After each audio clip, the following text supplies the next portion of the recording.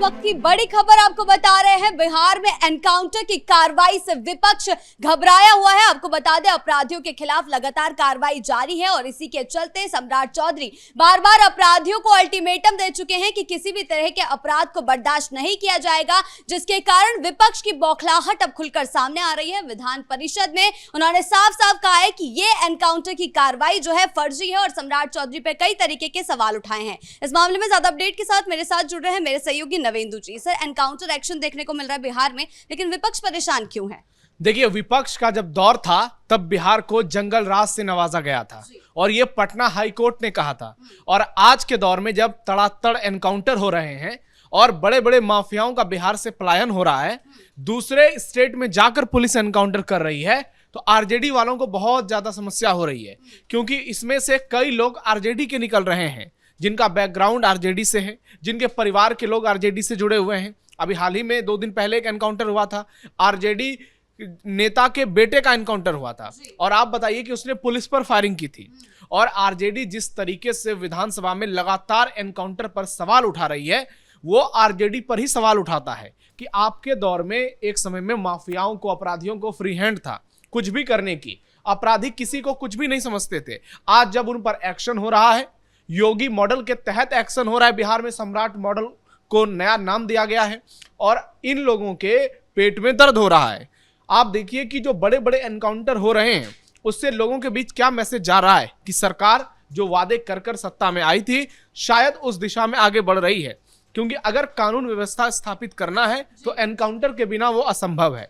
और बिहार में बिहार की विकास हो, तमाम चीजें हों, वो तभी सफल हो पाएगी जब प्रदेश में शांति व्यवस्था कायम रहेगी और उसका एक ही तरीका है, वो है एनकाउंटर।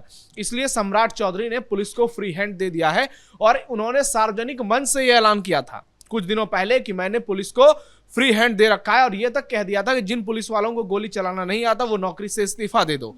तो उसके बाद पुलिस ने और ज्यादा आक्रामक रुख अपनाया है। और दूसरी तरफ एनकाउंटर ऐसा नहीं है कि पुलिस ढूंढ ढूंढ कर सिर्फ मार रही है गोली।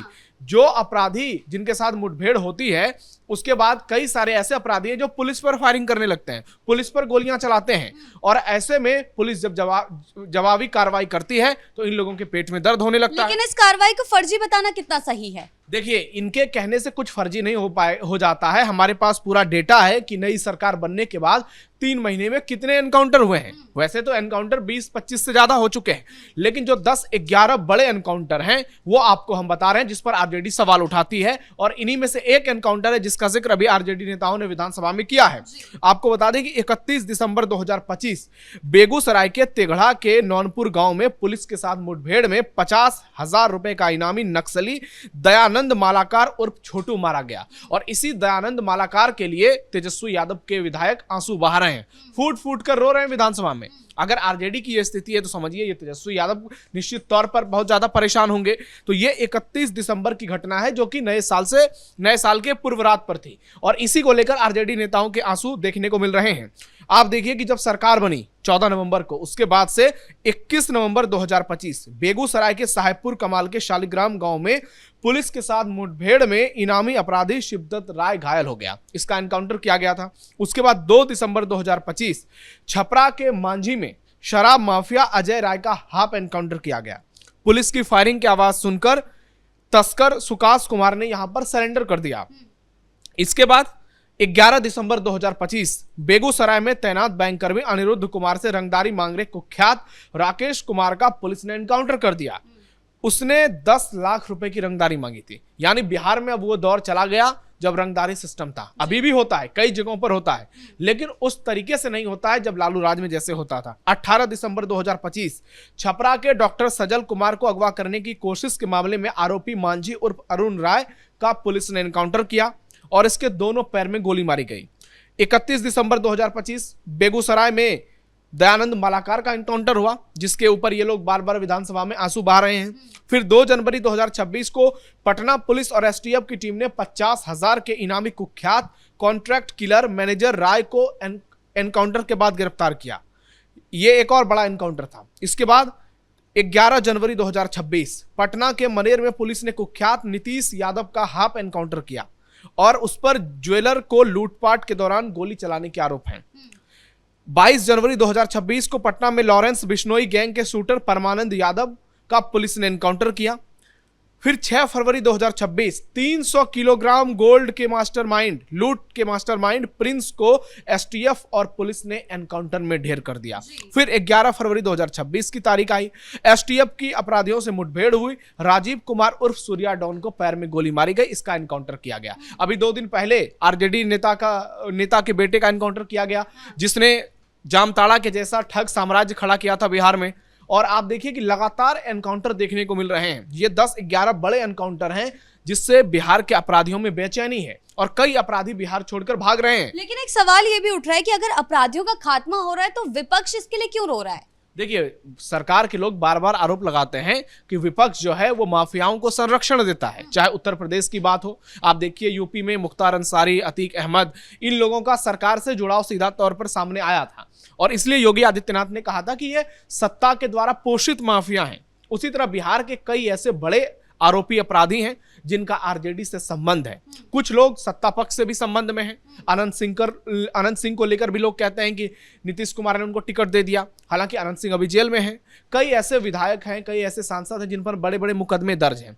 लेकिन कुछ ऐसे लोग हैं जो कि बिहार की शांति व्यवस्था को कभी भी सही ढंग से नहीं चलने देते हैं और ऐसे लोगों का पुलिस जब एनकाउंटर करती है तो आरजेडी वालों को बहुत ज्यादा पीड़ा होता है, क्योंकि इनको लगता है कि इनका एक बड़ा गुर्गा जो है, इनके हक की बात करने वाला एक बड़ा माफिया, अगर वो पुलिस के हाथों चढ़ गया तो उस इलाके में इनका दबदबा कम हो जाएगा और आरजेडी को आने वाले समय में इसका नुकसान उठाना पड़ेगा। आप देखिए कि बिहार में कई ऐसे बड़े अपराधी हैं, वो आरजेडी से जुड़े हुए हैं, वो खास जाति से जुड़े हुए हैं और वो इस कदर अपना दबदबा दिखाने की कोशिश करते हैं कि अगर तेजस्वी की सरकार बन गई तो हम फिर किसी की कुछ नहीं सुनेंगे। और ऐसे ऐसे गाने निकाले जाते हैं कि उसका क्या ही कहने हैं। और चुनाव में हमने देखा, जब हम ग्राउंड जीरो पर गए, लोगों से बातचीत की, तो लोगों ने कहा यहां भी योगी आदित्यनाथ की तरह एक सीएम की जरूरत है जो सीधा देखो और ठोको वाली नीति को अपनाए। सम्राट चौधरी उस दिशा में तेजी से आगे बढ़ रहे हैं। लगातार एनकाउंटर हो रहा है बिहार में, बुलडोजर एक्शन ताबड़तोड़ देखने को मिल रहा है और ये चीजें अगर नहीं होंगी तो फिर अपराधियों के मन में डर नहीं होगा। जो भी माफिया हैं, जो भी गैंगस्टर हैं, आपने भी देखा होगा रांची जाकर पुलिस ने एनकाउंटर किया था और बाप बेटे दोनों को गिरफ्तार करके लाया था।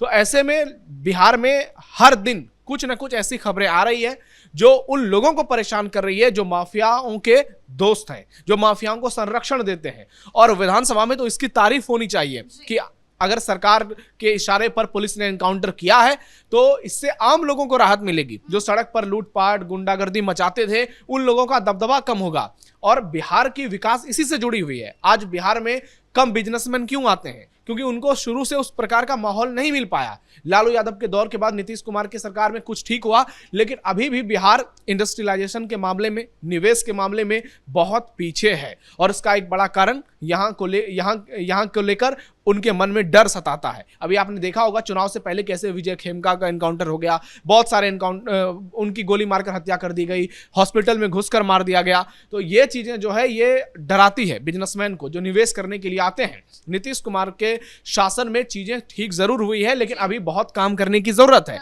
और जब तक ये चीजें ठीक नहीं होगी आने वाले समय में इसका बहुत बड़ा नुकसान उठाना पड़ेगा। और ये चीजें अगर दुरुस्त हो गई तो फिर बिहार के विकास के रफ्तार में निश्चित तौर पर आप देखिएगा आगे चलकर बहुत बड़ा इजाफा होने वाला है और इसी से बिहार के लोगों को रोजगार मिलेगा, नौकरियां मिलेगी और माहौल जो है बिहार का वो यूपी की तरह हो पाएगा। तब सब लोग कहेंगे कि बिहार भी अब अपराध मुक्त होने की ओर बढ़ चुका है। जी, अपराधियों के खिलाफ जो ये कार्रवाई चल रही है और विपक्ष जो सवाल उठाते हैं हमेशा उन पर उल्टे पड़ जाते हैं, क्योंकि कभी भी अगर अपराधियों की जड़ खंगाली जाए तो ये देखने को मिलता है कि जंगल राज के दौर से इन्होंने जड़ जमाना शुरू किया था। देखिए, इसीलिए विपक्ष जो है 35 सीटों पर सिमट गया, आरजेडी सिर्फ 25 सीटों पर रह गई, क्योंकि चुनाव के दौरान जिस तरीके से आरजेडी के कार्यकर्ताओं ने सड़कों पर हुड़दंग मचाया, कैसे कैसे गाने निकाले गए। आपने देखा होगा कि जब लोग रैली कर रहे थे वहां पर सीधे सीधे गाने बजाए जा रहे थे कि तेजस्वी सरकार बन दो तो यादव रंगदार बन दो। इस तरीके के गानों ने लोगों के मन में एक भरोसा पैदा किया कि अगर तेजस्वी यादव की सरकार बनेगी तो फिर एक जाति विशेष का बिहार में इतना दबदबा हो जाएगा कि सड़कों पर खुलेआम गुंडागर्दी होगी, जैसे लालू राज के दौर में होता था, लूटपाट होगी, जो शांति पसंद लोग हैं उनके साथ अन्याय होगा, उनको परेशान किया जाएगा। उन चीजों को लोगों ने समझा, क्योंकि नीतीश कुमार के शासन को आप देखिए 2005 के बाद से क्या बिहार में कोई बहुत बड़ा दंगा हुआ है? इन चीज में नीतीश कुमार को 10 में से 10 नंबर दिए जाते हैं कि उनके शासन में कानून व्यवस्था पहले से बहुत दुरुस्त हुई है। आप देखिए कि हर दिन जो दंगे होते थे, जो हिंसा होती थी, हिंदू मुस्लिम के बीच जो घटनाएं होती थी, वो पूरी तरह से कम हो गए। और अब जरूरत है उन लोगों की जो क्राइम करते हैं, जो अपराधी हैं, जो कुख्यात माफिया हैं, जो बालू माफिया हैं, जो लैंड माफिया हैं। और इसे लेकर सिर्फ सम्राट चौधरी एक्शन नहीं ले रहे हैं, दूसरे डिप्टी सीएम जो है विजय कुमार सिन्हा, वो भी ताबड़तोड़ एक्शन ले रहे हैं। और अपराधी सिर्फ वो नहीं है जो लोगों की जान लेते हैं, असली अपराधी वो भी हैं जो लोगों को परेशान करते हैं, चाहे वो ब्लॉक के कर्मचारी हों, चाहे वो पुलिस में बैठे लोग हों। और इन व्यवस्थाओं को अगर दुरुस्त करना है तो फिर सम्राट चौधरी ने जिस मॉडल को आगे बढ़ाया है, इसी मॉडल पर चलना होगा। विजय कुमार सिन्हा जो बड़ी बड़ी बातें करते हैं, फिर उसका ही पालन करना होगा। और ये चीजें अगर धरातल पर लागू होती है तो आप देखिएगा कि अगली बार जब चुनाव होगा तो वहां पर कानून व्यवस्था सबसे बड़ा मुद्दा बन जाएगा और वो बीजेपी और जेडीयू सरकार के पक्ष में होगा। जैसे इस बार कहा जा रहा था कि बिहार में जंगल राज की सरकार आ जाएगी, तो अगली बार ये कहेंगे कि जैसे यूपी में योगी मॉडल स्थापित हुआ, उसी तरह से बिहार में सम्राट मॉडल स्थापित हुआ।